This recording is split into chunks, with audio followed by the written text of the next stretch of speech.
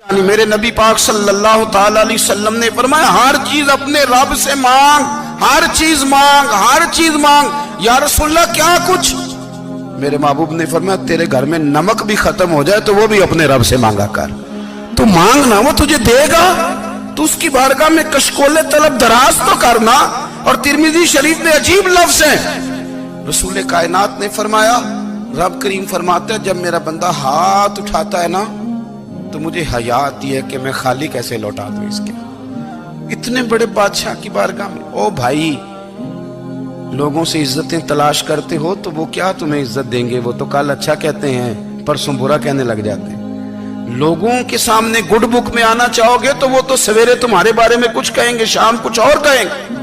اپنی روحانی زندگی آباد کریں، اپنے مسلح کو وقت دیں، اور دنیا سے چھپ کر اس موبائل کو بند کر کے اور اپنے آپ سے بھی چھپ کے اور تنہا ہو کے چھپا کے سارا کچھ اپنے آنسو اپنے رب کی بارگاہ میں پیش کریں، اس کے حضور حاضری دیں۔ سنو نا ترمذی کی حدیث اور اسے یاد رکھنا، نبی پاک علیہ السلام نے فرمایا اپنے دکھ لوگوں کے سامنے نہ بیان کرنا، سیٹھوں نوابوں کو نہ بتاتے پھرنا، دنیا داروں کے سامنے جا کے نہ رونا کہ میں تکلیف میں ہوں۔ فرمایا اگر دنیا داروں کو دکھ بتاؤ گے رب تمہیں کبھی غنی نہیں کرے گا۔ اور لوگ ہیں کہ الٹا مذاق اڑائیں گے، آپ کی جس سے بڑی پکی یاری ہے نا، پکی، وہ تب تک پکی ہے جب تک آپ نے 50,000 مانگا نہیں، اور جس وقت آپ نے کہہ دیا کہ میں مجبور ہوں میری مدد کر تو پھر ختم ہو گئی دوستی۔ لوگوں کی تعلقات آپ کے ساتھ تب تک ہیں جب تک آپ ان سے کوئی ضرورت وابستہ نہیں کرتے۔ کریم محبوب فرمانے لگے بندوں کے سامنے دکھ نہ بیان کرنا، اللہ تجھے کبھی غنی نہیں کرے گا۔ تو اپنے دکھ اپنے رب کو بتا، تو دعائیں مانگ، تو اس کی بارگاہ میں حاضر ہو، تو اس کے حضور عرض کر۔ فرمایا اپنے دکھ اپنے رب کو بتا، وہ جلدی کرے یا دیر سے کرے تجھے ساری دنیا سے بے نیاز کر دے گا، تجھے کسی کا محتاج نہیں رہنے دے گا۔ حضرت ابو الحسن رحمت اللہ تعالی علیہ حضرت معاذ ابن جبل رضی اللہ تعالیٰ عنہ کے پاس بیٹھا کرتے تھے۔ فرماتے ہیں ان سے جو پیار بڑھا تو پھر میرا مصلح سے بھی بڑھ گیا۔ تابعی ہیں، فرماتے ہیں صحابی رسول سے محبت ہوئی تو ذکر سے بھی ہو گئی، پھر درود شریف سے بھی ہو گئی، محبت ان سے بڑھی تو پھر اللہ نے مسجد کا پیار بھی بڑھا دیا۔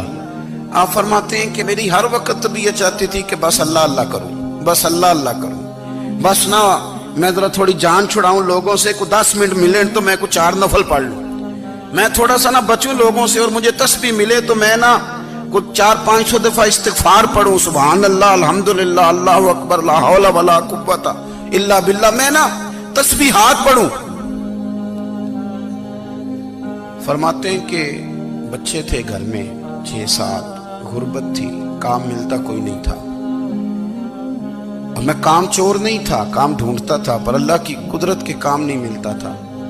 فرماتے ہیں کہ میں نے ایک دن اپنی اہلیہ سے کہا کہ آج میں پھر جاتا ہوں کام ڈھونڈنے، تو میری بیوی بڑی فرما بردار تھی، پر اس دن نہ غربت کے ہاتھوں تنگ آ کے کہنے لگی آج نانا کوئی تو چیز لے کے آیا، تو مجھ سے بچوں کی بھوک نہیں دیکھی جاتی، یہ سب روگاں دا روگ محمد جس دا نام غریبی، کنڈ بلا کے لنگ جاندے نہیں دوست یار قریبی، آج نہ کچھ لے کے آیا تو میں بچے لے کے میکے چلی جاؤں گی۔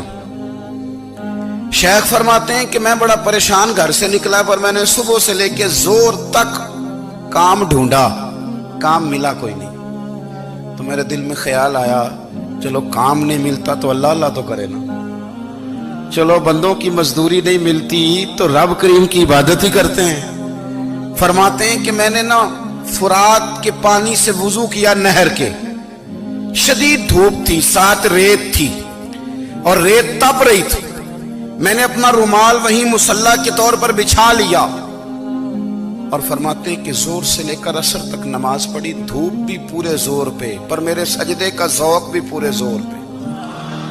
فرماتے ہیں سورج بھی چمک رہا ہے اور رب کی عبادت کا ذوق بھی پورے زور پہ، میں سجدہ کروں تو پھر میرا اٹھانے کو جی نہ چاہے۔ میرے استاد لکھا کرتے تھے، یہ ان کا شعر ہے، وہ کہا کرتے تھے مجھے سوز دے، مجھے ساز دے، اور مجھے نیم شب کا نیاز دے، دم سجدہ خود کو میں توڑ دوں، مجھے ایسا ذوق نماز دے، اور میں تیری بہار کا پھول ہوں، میں کھلا بھی ہوں تو تیرے لیے، مجھے میری شاخ سے توڑ لے، مجھے اپنی زلف کا ناز دے۔ بھائی فرماتے ہیں کہ عصر تک میں نے نفل پڑھے، دل ڈھلنے لگا، عصر کی نماز پڑھی اور میں وہاں سے چلا۔ اب میں جب نکلنے لگا تو دل میں خیال آیا کہ چھوٹی چھوٹی دیواریں ہیں گھر کی، بغیر کچھ لیے جاؤں گا تو بیوی دور سے دیکھے گی تو شور کرے گی کہ پھر خالی ہاتھ آ گیا ہے۔ کہتے میں نے اپنے اسی رومال میں جس پہ میں نے نماز پڑھی تھی نا، رومال میں کی آخی دے پنجابی جو صافہ کہتے ہیں، اسی میں نا میں نے کچھ ریت بھر لی کہ وہ دور سے دیکھے گی تو سمجھے گی کچھ لے کے آیا ہے، چلو جا کے اسے بتا دوں گا کہ آج پھر مزدوری نہیں ملی۔ کہتے ہیں وہ ریت لے کر جب میں گھر میں گیا تو پہلے بیوی دروازے پہ کھڑی ہوتی تھی، پوچھتی تھی خالی ہاتھ آ گئے ہو؟ آج میں نے دیکھا تو ہے ہی کوئی نہیں۔ فرماتے ہیں میں اندر داخل ہوا، سلام لیے، کونے میں میں نے وہ رومال رکھ دیا اور میں نے آواز دی کہ بھلی مانس کہاں ہو؟ تو وہ کہنے لگی آپ منہ ہاتھ دھو لیں، میں روٹی لے کے آئی۔ میں نے کہا روٹی کہاں سے آ گئی؟ یہاں تو کئی دنوں کے فاقے، تو کئی دنوں کی غربت ہے، یہاں تو اس گھر میں تو فقیری ہے۔ فرماتے ہیں کہ وہ روٹی لے کے آئی اور اس وقت کی جو موجودہ نعمتیں تھیں، سمجھ لیں سلاد، اچار، ہر چیز ساتھ لائی۔ میں نے کہا کہ بچے کہاں گئے؟ کہنے لگی وہ کھانا کھا کے کھیلنے گئے، آپ کھانا کھا لیں آ جاتے۔ کھانا اس نے چن دیا۔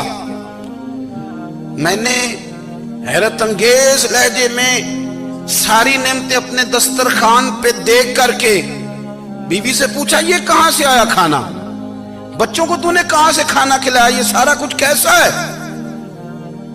کہنے لگی پتہ نہیں آج آپ کس کریم کی مزدوری کرنے چلے گئے تھے، پتہ نہیں کس کریم کی، میرے گھر میں تو اتنی نعمتیں آئی ہیں کہ مجھ سے سنبھالی نہیں جا رہی، اتنا اناج ہے، اتنا گندم ہے، کس کریم کے دروازے آج چلے گئے تھے؟ یہ کہتے کہتے وہ اٹھی اور اٹھ کر کے کہنے لگی پہلے بڑا کچھ آیا تھا، اب کیا لے آئے ہو؟ اور جا کر کے نا اس نے وہ ریت والا رومال کھولا، کہنے لگے میں تو لے کے آیا تھا ریت، تو میرے رب نے اسے بھی سونے اور ہیرے بنا دیا تھا۔